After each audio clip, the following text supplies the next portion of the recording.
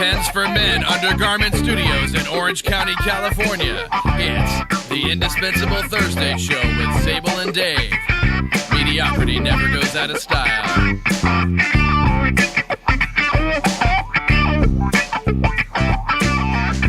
And you know, that intro never gets old. Never gets old. I agree. It's a timeless intro. Did you know there's whole websites devoted to angry soccer moms? I would assume there is. There are. There are Reddits devoted to angry soccer moms. There are, entire websites. And YouTube, look for angry soccer mom. Did you know this was a thing? Have you ever heard of this? Unless it was angry nude soccer moms, I probably would not have bothered to look. Ooh, let me search Google for that. Let's see. Or angry naked. You can try naked or nude. Nude or soccer mom. Topless. Oh, tapas. I like tapas. Top S? Yeah, tapas. Okay. Yeah. Let's see. Those are delicious. I love those restaurants where they serve the tapas. Soccer. But I always leave hungry. Oh well, I don't know. I don't know. Have you been to soccer lately? No. We took my daughter out because it was conflicting with the private school that she doesn't go to anymore because she didn't really like it. Even though it's a perfectly great school, she just didn't jibe with it for whatever reason. Mm-hmm. So we already canceled the AYSO, which I didn't want to be a party of anyway because it's so. They want you to do a lot of stuff. Right. I'd say it's sort of a hit or miss on the soccer mom department. Yeah. You know. Oh. So I'm going to cancel my Google search for angry naked soccer moms. I'm going to erase the last 5 minutes of my history. Yeah. Did you have the private browsing tab open? Because your wife's going to go in looking in there. She can go and look all she wants. Mm-hmm. I wouldn't mind if she got a little bit jealous. Oh, okay. So I had a brush up with a soccer mom recently. Oh. Do tell. We are in the AYSO, and there's lots of drama, parent drama, and the kids, they lose their game if parents don't volunteer to referee. Like, you can't referee your own kid's game, so you have to have a parent volunteer to referee another kid's game. Sure. At a different time. That makes sense. So the other team didn't have a ref, even though our team had a ref, so they were going to penalize our team because there was no ref for the game. So there was a big kerfuffle. Everyone was angry. It's this whole thing with, I told you 2 weeks ago, I told you about our AYSO Facebook email thing. Didn't I mention that? Yeah. The Nescafe. The Nesquik. Yeah. The Nesquik episode. Yes. Yeah. So we haven't been kicked out yet. Incident. Oh, okay. No, but the last game snacks. You want to know what came in the bag for my younger one? So what were the snacks? Yeah, there was a complaint that Nesquik was too sugary and a horrible snack for kids, even though AYSO was pushing the Nesquik. They're like, give your kid a bag of powdered sugar mixed with other sugary substances for an after school. And your wife got angry, and so did you, and even I did. So what happened? So here's what came in the snack for one of my kids today. A bag of chocolate chip cookies. Mm-hmm. A bag of Doritos. Mm-hmm. And one snack bag. Uh-huh. So what was the main course? I guess the Doritos maybe were the snack that goes along with the main course with the cookies, yeah. Okay. There were gummies, because they have real fruit juice flavor. Well, you can make a Dorito sandwich with the gummies. Uh-huh. That would be delicious. And Gatorade to wash it down with. Wow. Yeah. Well, it's got electrolytes and shit. Uh-huh. Like 160 milligrams sugar. Wow. All together, you guys totaled it up. So not one thing in there that's remotely healthy. Gatorade is not healthy. Gatorade is soda. Unless you're Michael Jordan and you're just sitting down at a halftime and you're going to go in again, that's okay. But you don't want Gatorade is just sugar water. Just like, oh my God, that's pretty funny. That's pretty funny. Gummies, Doritos, cookies, and Gatorade to wash it down. Awesome soccer mom. Who was that? I guess you can't say her name. But. No, I can't say the name, but it was someone looked up to for leadership on the team. Oh, of course. Yeah. Now she's definitely giving the kids what they want. That's for sure. On the other kids' game, my wife was in charge of snacks, so she gave them mashed some yeast. Goldfish crackers. She cut up a couple of watermelons, some grapes, I think she took cuties. That's the little small oranges. Yeah, clementines. Not everybody knows about cuties, but I think it was a great snack. And she said some of the kids complained. Of course they complained. Because apparently one 8-year-old said, I'm not really a watermelon guy. You're 8. You're not really much of anything guy yet. I want to know, you what does that mean? I'm not a watermelon guy. Like, I I'm don't eat fruit. I'm a Netflix kind of guy with a bowl of Doritos and chocolate chip cookies in front of me. That's what I am. That's probably he's true. saying. Probably true. So, But by the way, who doesn't like watermelon? What kind of that should be a test. Immigrants coming into the country, do you like watermelon? Oh, no, I'm not a watermelon guy. Out. Right? Next. Yes. Back to your country of origin. But the snacks, while they have the longest lasting effect on my children's health, were the most negative thing that happened over the long term. There was something very interesting that happened in the beginning of the day. And this blew me away. So, since you're not an AYSO anymore, I'll have to remind you, they get everyone in the world to go to one soccer field, and people are there, hundreds and hundreds of people in cars and kids packed in and coolers and big shady overhead things and chairs, and people are bringing, it's like they're moving in for the weekend, but they're going in for their 40-minute game. Yeah. And they park every possible place. Parking is a nightmare. Sometimes you have to drive around lots and streets and neighborhoods. And so I cruised through one parking lot. It was totally full. I missed a spot, but I don't fight for spots. I just keep going. Good etiquette, drove around over etiquette. to the next spot. Now this parking lot, I have to explain it to you in theater of the mind, right? This is radio. It's the kind of parking lot at a high school where you go in one driveway, you go down several hundred meters of parking, and then you go out another driveway. Meters? Are you French? British? What are Think you? in football fields. Yes. Probably 2.5 Oh, that's pretty to big. 3 football fields Wow. long of parking. That's a big school.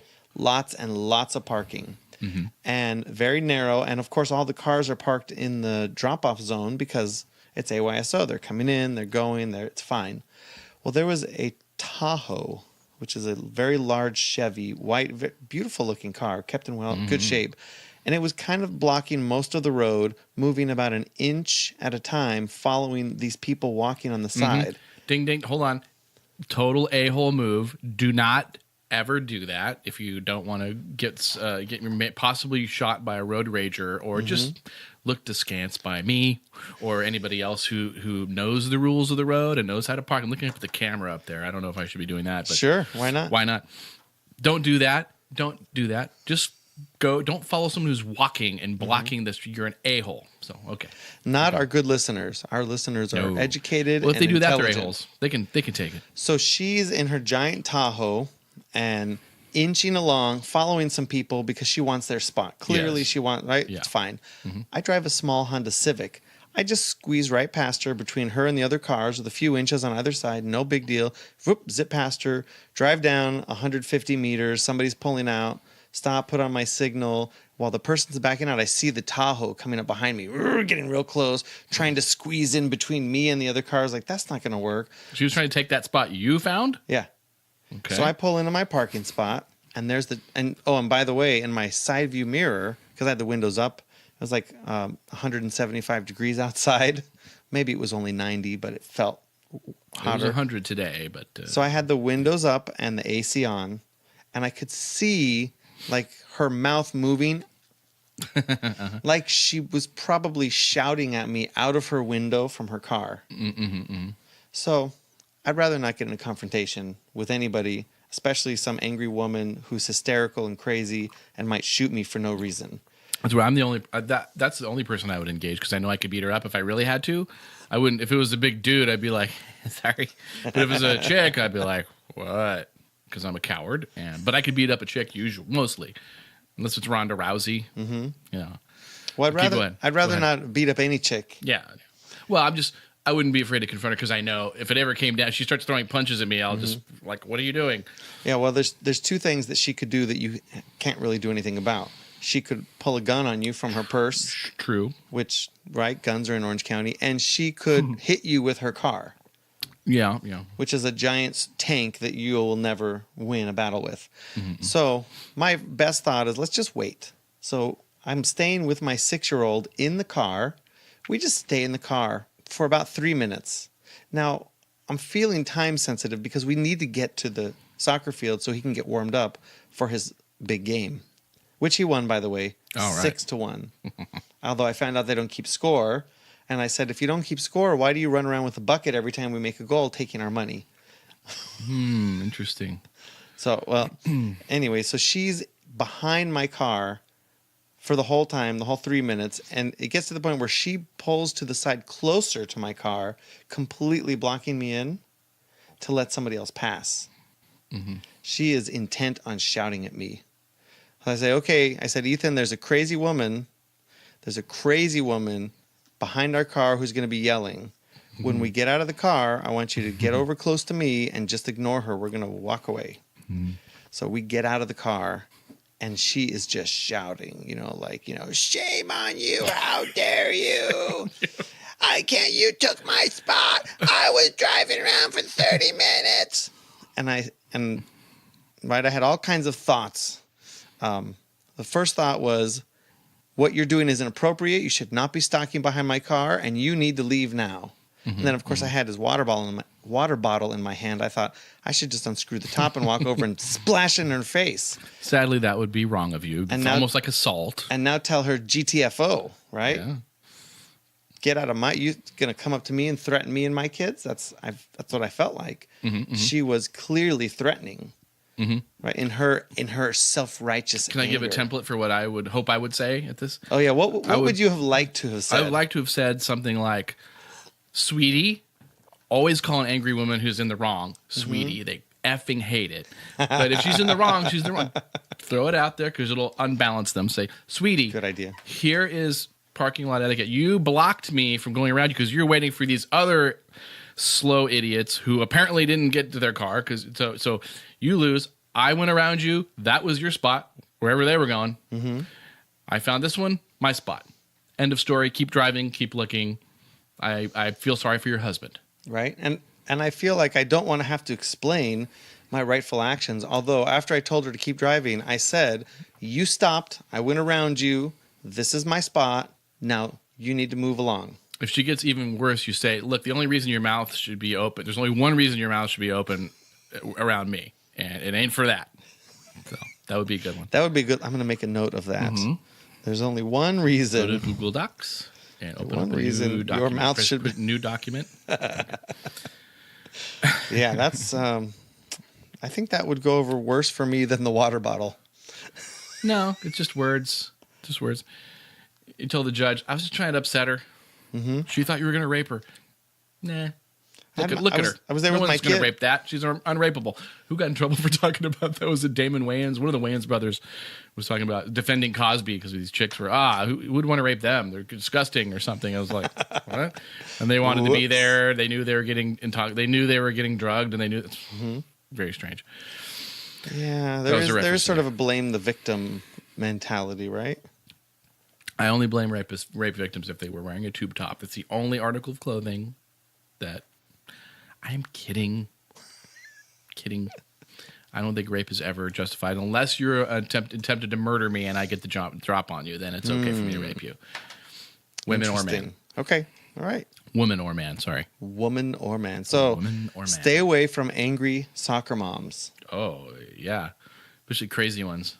I bet you when she pulled in that Tahoe, are those Tahoes usually 4x4s or not necessarily? I don't think so. But they're big and they got big shocks. They're giant. Yeah, I always would get behind these women. They're in these big cars, and when they come up to a speed bump and they slow down to like 0.1 mile per hour and go gently over the little thing. It's like, you're in a goddamn Tahoe.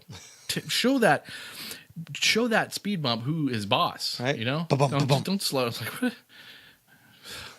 We're going to get I hope lots of email from soccer moms on this one. Ooh, let's get some hate mail. Well, now, not all soccer moms, just the angry ones. My wife happens to be a wonderful soccer mom. Yes. Wonderful, caring, loving soccer mom. Yeah. What else you got? Anything before I launch into my really boring story about a Eastern Bloc country? Your really boring story? No, it won't be that boring because I'll add a lot of flavor to it. You know. Well, I know we're going to talk about some of the fallout from the debates, but there's one particular thing I wanted to mention aside from the political aspect. Talk about the Republican debates? Yeah, this whole thing. Why aren't there any Democrat debates yet? What's going on? There's not that many candidates, I guess. Okay. But, last week with Jesse, we talked about his take on the debates. And I don't really think that. Well, I don't remember what we did. I don't remember. Yeah. Oh, I understand what you're doing. Wow, it's so easy to fool me when I'm drinking whiskey. This is It's a time travel episode because this is an excellent bourbon. This is Bullet Bourbon. I picked it up at the Bevmo for $20. which is short for beverages and more. Oh, is that what it is? I remember. Yeah, when they first came out, it was called Beverages and More. It's long. And I guess people just started calling it Bevmo, so they have everybody change the sign up because in this day and age, we do not have time to say beverages and more. Right. Which is why I don't say African American. I just say black. Black. Much quicker. Black. Yeah. So one of the things that came up with Trump and the doctor, what's the doctor's name? Ben Carson. Carson, thank you, was vaccinations. Oh. And for some reason, Carson, who was a medical doctor, he sort of waffled on the whole vaccine thing and sort of he sort of like stepped back and let Trump be right about this when Trump is not right. Vaccinations do not cause autism. There is zero evidence. Everything that has been brought up about any connection between vaccinations and autism has been refuted 100%. In fact, vaccinations are so important that we're mandating them in the state of California. This is the law now. Normally, the state of California does everything wrong, but on that point, I think they've accidentally gotten it right. Right, and then I can gloat over some of the women. That's just because they love forcing people to do things. That's one of the things. But in this case, okay, good thing. But this time I agree. You should pay your taxes, so I don't have to pay your taxes for you. Not you, but the people that don't want to do things. Yeah. And you should get your children vaccinated so that you don't get my children sick. So I can gloat over some of the people that I know who are not vaccinating their kids. I said, your time is out. You're going to vaccinate or you're going to have to make your own homeschool and teach your kids at home and keep them away from all other kids. Do some of those people think that if they give their kid a vaccine that they suddenly will just have autism? Wow. Yeah. Stupid. Sorry. It's interesting. It's tough to be around people who are so intelligent in some ways and so ignorant in other ways. Yeah. I'm oftentimes I'm like, whoa. Like if we were 12 or 13 years old saying these kind of things, I might understand. But we're not, sadly. That was a long time ago. But we're not. So talk to me for a minute while I go plug my laptop in. So what did Donald Trump say? Oh, you got to...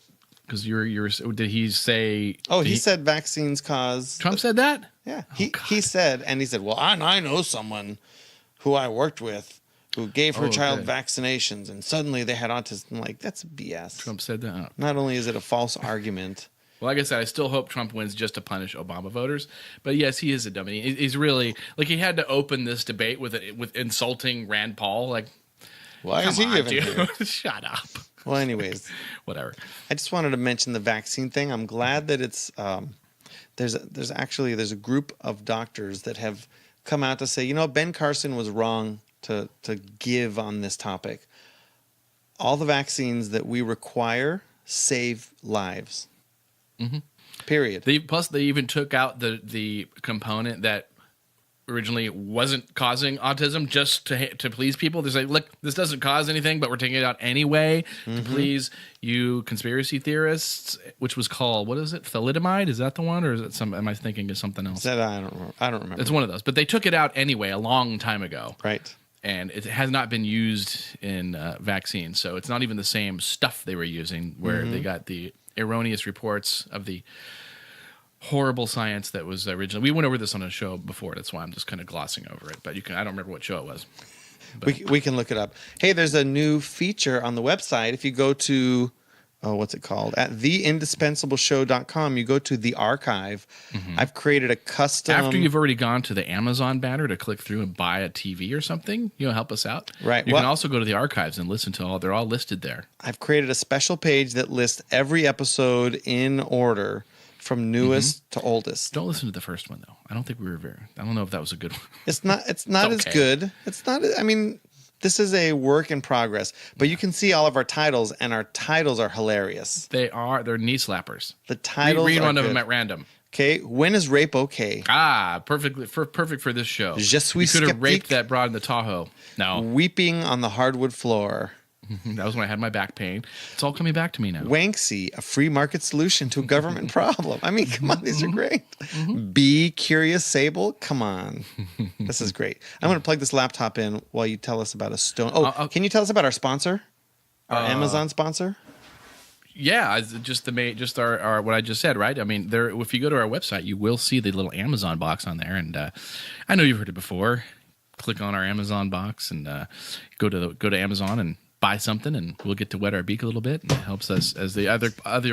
Thanks, good work, Sam. You probably just bumped the what's that called, a webcam out of the way. It's be pointing right at my crotch, which a lot of the ladies will like, but Steve or whoever he was is probably doesn't care too much about that. I'm making assumptions. Steve could be gay, and there's nothing wrong with that. Not there's anything wrong with that. Steve looks so like a family click guy. on the Amazon. If you feel like shopping, come through our site. Come over to theindispensable.show.com and click on our Amazon, and then buy your thing. Don't go clicking around and then come back to Amazon because it'll lose the cookie.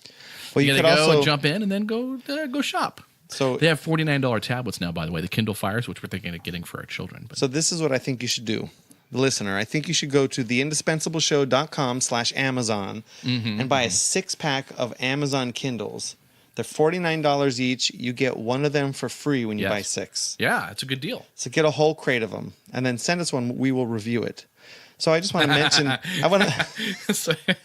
what sucker is our listeners going to fall for that one? I want to mention our live stream. So I really want to use I'm going to show the live audience. Oh, we lost our viewers. For the recording. I've got a GoPro Hero 4, and I really want to use that with Meerkat because Meerkat supports GoPro now. Mm-hmm. And after quite a bit of searching, I discovered that Meerkat only supports the Hero 3. They don't support the Hero 4 yet. Yeah. So I was looking for ways to be able to stream the show live while we record. Bring another aspect. Our viewer came back. Bring another aspect of professionalism. Hey, that's great. I'm glad to see that. So, that's it. That's it. Okay. The sleeping dog there. Let's let him lie. Let's talk about what I wanted to talk about. Let me put my readers on. Because my eyesight is fantastic unless I'm looking at something that's 2 feet away from me. Uh-huh. I've been a little bit of a fan of the country Estonia, which is an Eastern Bloc country. When the wall came down, they were one of those countries that was sort of like, fending for themselves. Like, what are we going to do? This is an article from 2011, a few years old. I didn't really look around for a super current one, but I just stumbled on this one. I thought, oh, this is good. It's pretty recent. I wanted to read a little bit of it, too. Okay. The Estonians, with little debt and an enthusiastic attitude toward Europe and a stoic approach to austerity measures, are a model EU nation in the midst of a crisis. They live in a digital republic defined by a business-friendly atmosphere and government transparency, an image that is attracting European expats. Oh, okay.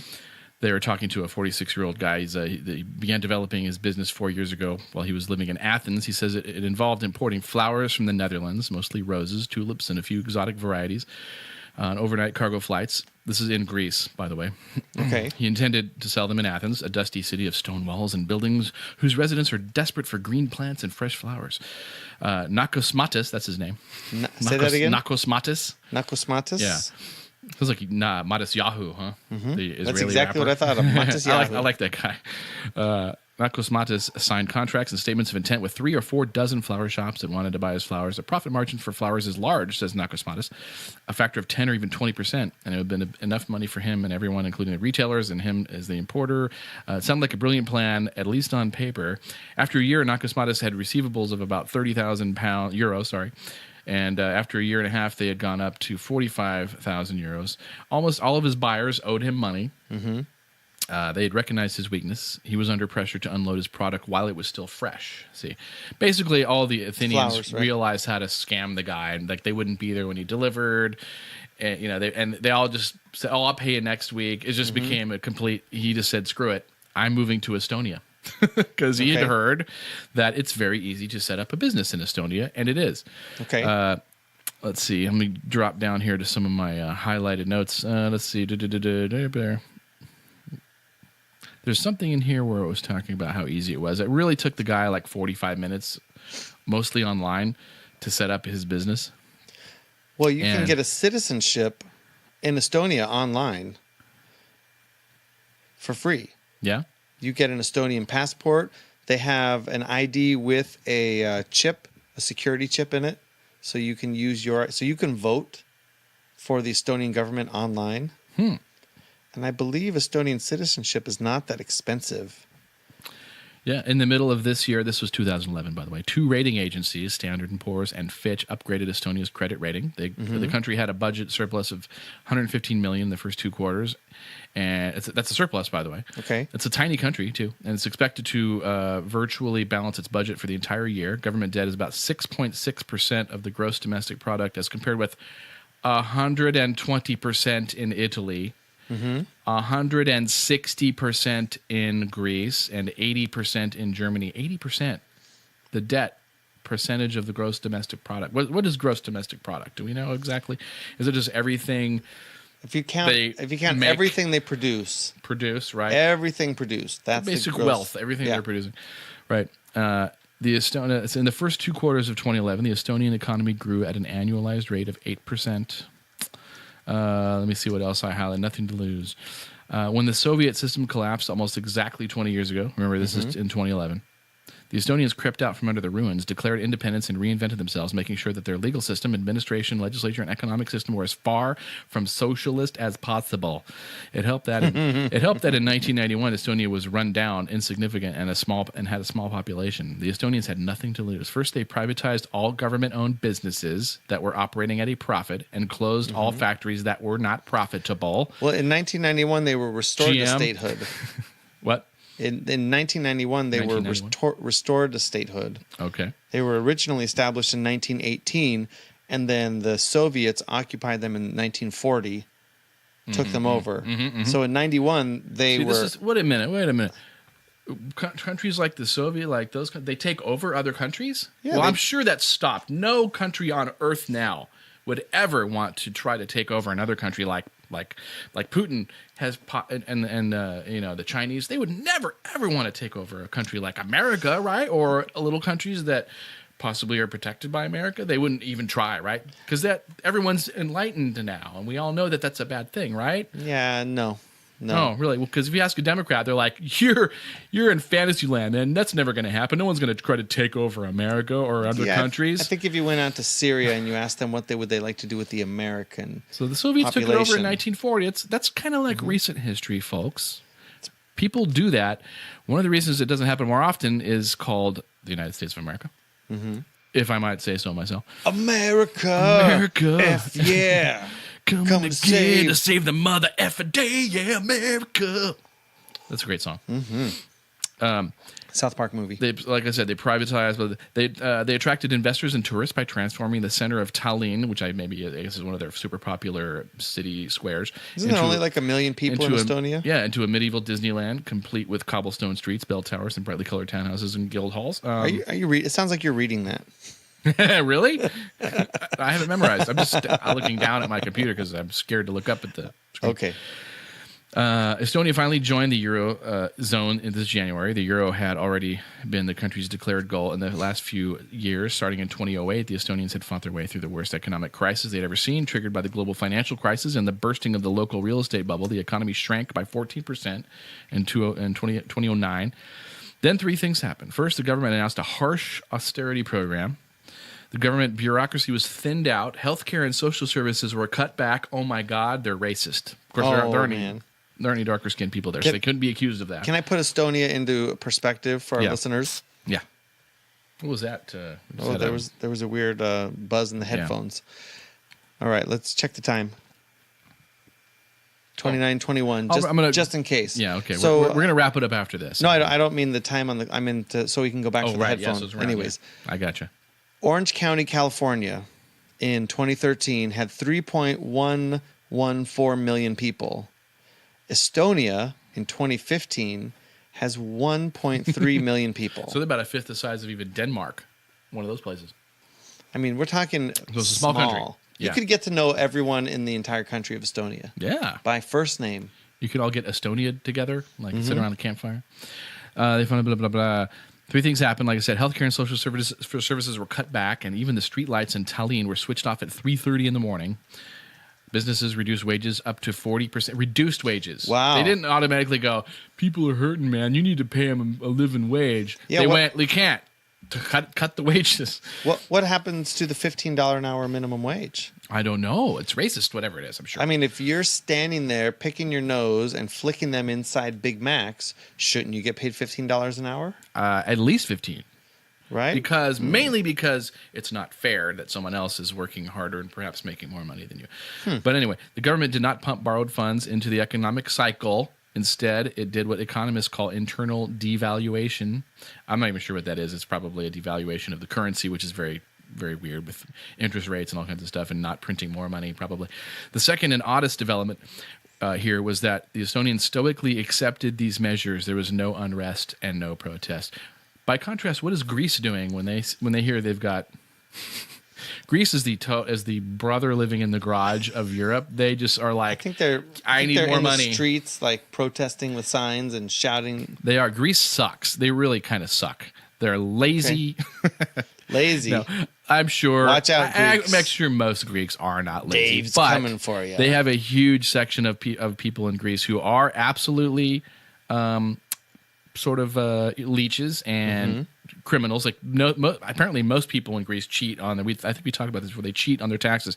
They all a disturbing number of Greek homes are not finished being built. They still have exposed concrete and rebar and stuff, and it's specifically to avoid paying property tax because they're under construction. Okay. There's a loophole. Everybody has that, and they're like, you see the most beautiful home, rebar. It's pretty funny. I love that. I like that. I like the spirit of that, but oh my God, there's more of that stuff in there. Despite its successes, Estonia is not an economic miracle. The country has relatively few exports, mostly semi-finished products with little added value. Productivity is not particularly high, with Estonia's GDP per capita at about 40% of the EU average. The country wants to attract industrious Europeans, including hardworking people like the Greek restaurant owner, Lucas Nakosmatis, and the Spanish entrepreneur, the guy that I didn't bother to read about. They talked to two people in this article. It wants everyone to know that there is a small, smart nation far in the north where life is good, even if earnings are not record-breaking. Now, this all sounds awesome to me. Now, you know what's missing in this article, though? Because I read this, and I already knew this about Estonia, which is why I follow. I'm going to read a little bit of another article about Estonia from 2006, so 5 years before this. Okay. Listen to this. Mart Laar was barely 32 years old in 1992 when he became Prime Minister of Estonia, a small nation on the Baltic Sea that had just emerged from decades of communist oppression and had a satellite state as a satellite state of the Soviet Union. He inherited leadership of a country with 1,000% inflation, 30% unemployment, and government-owned businesses that were a shambles. Laar's government removed price controls, cut regulations and welfare programs, sold state-owned businesses, introduced a new currency, and instituted a simple flat-rate income tax that is being emulated in countries across Central and Eastern Europe. I'd like to look into that and see who did that and see how they were doing. Probably not Greece or Italy or the other places they mentioned. The rate has been lowered several times over the years and is now at 20%. Lowered. They started higher and they went lower. Imagine that happening here. Now, I'm getting to the sweet spot here pretty soon. The result, inflation in Estonia has dropped below 3%. Unemployment has plunged below 6%. It was like outrageously high, 30% before. It plunged to 6%, below 6%, and foreign investment has poured in. Estonia has enjoyed the greatest growth in real per capita income of any of the former Soviet states. Today, the country is a member of NATO, the European Union, and the World Trade Organization. Now we're getting into something here. This is what I really wanted to say. For his achievements and continuing commitment to personal and economic freedom for Estonia and elsewhere, Laar, on May 18th, traveled to Chicago to receive the Cato Institute's 2006 Milton Friedman Prize for Advancing Liberty. He is the third recipient of a $500,000 biannual prize named in honor of famed economist Milton Friedman. Now, why is that? He's a historian. He read his first Western book on economics, Friedman's Free to Choose, which is a fantastic Milton Friedman. Free to Choose is a great YouTube series. Well, it's not a YouTube series, a PBS or whatever it was series. There's 6 of them, I think, 6 hours worth. This is back when they would shoot a whole show that didn't have left-wing politics. And so it was just like, we're doing economics here. And then they would have brainiac people talk about it for another hour. Like the show would be an hour long, and then a bunch of people would argue about it of different, like they would have Tom Sowell was on there with his big fro. This was in the 80s. Okay. And here's what I'm getting at. He, like I said, he read his first Western book on economics, Friedman's Free to Choose, shortly before becoming prime minister. Lahr determined to put Friedman's principles of free markets, low and fair taxation, and trust in people into practice. Well, they design. Yeah, go ahead. Well, let me interject. You can, if you go to YouTube and you look up "Free to Choose," there are 10 parts of The Power of the Market featuring Milton Friedman. Yeah, those are probably short parts. I think overall there's 6, and they're about hour and a half. This is 57 minutes. 57, so hour, right. Those just the first part. Yeah, these are awesome. Go in there, and you get to see smart people talk about economics. Mm-hmm. He starts with the pencil, the first one, talking about how this pencil, if you tried to make a pencil, do you know how much it would cost you, Sable, to make a pencil? You'd have to mine the graphite, and you'd have to lumber the wood, and you'd have to machine it down. You'd have to get the rubber and the thing that holds the eraser on the top, that metal piece. Yeah. All these things come from different parts of the entire world, yet they cost like 3 cents a nickel. Right. So when you make 100 million of them at once. Yeah, and how do you make 100 million? You get thousands of people all over the world interacting in selfish ways. Like, they don't look, you know what I say, they don't care if you do your homework, right? The guy that sells rubber from the rubber trees, he doesn't care if you do your homework. He just wants your money. Good, I got an eraser on my pencil because he wants my money. That's exactly how this works. So first of all, he's talking about this. What I'm getting at is he specifically built their government, like their constitution, around the principles of Milton Friedman and the stuff he learned from Free to Choose. This was not mentioned in the other article at all. No? This was very strange. Why? I don't know. But I urge everybody, read this article. This was an article on, it was by Steve Stanek from 06. And the other one is actually an article about Skype, too, because Skype started in Estonia, apparently. I was going to mention the first time I ever heard about Estonia was through Skype. Yeah. Skype is, I think everyone knows about Skype. Microsoft owns them right now, and it is software that lets you chat and have video conferencing over data. Now, when Skype came out, 12 years ago, it kind of changed the face of everything. Skype was a major. Are you hearing the same echo in your thing as I am? Yeah, there's a weird echo now, just too. Making sure. Maybe it's my voice on your thing over there. Mine's echoing too, though. Well, we'll just have to let it go. Yeah. Maybe it's echoing off of the laptop in here. I don't know. Well, it could be. Nope, I still hear it. That's okay. Yeah, whatever. Anyways, Skype, TransferWise, PipeDrive, Cluetex, Click and Grow, GrabCAD, Erply, Fortumo, Lingvist. Skype was obviously the big one of that group, but there's been a lot of tech coming out of Estonia over the last many years. It's also called Estonia. Have you heard Estonia? Because it's digital or something? Yeah, right? Cool, Estonia. yeah. I'd like to go visit Estonia just for that reason. You want to hear what Barack Obama says about the principles of free to choose? Ooh, let's hear about Barack Obama. Well, he's not talking specifically about free to choose, but he's talking about free market stuff. This was in an article in CBS News in actually around December 11th, the same, not December 11th, but 2011, around the same time as that first article came out when Estonia was kicking butt. He's talking about...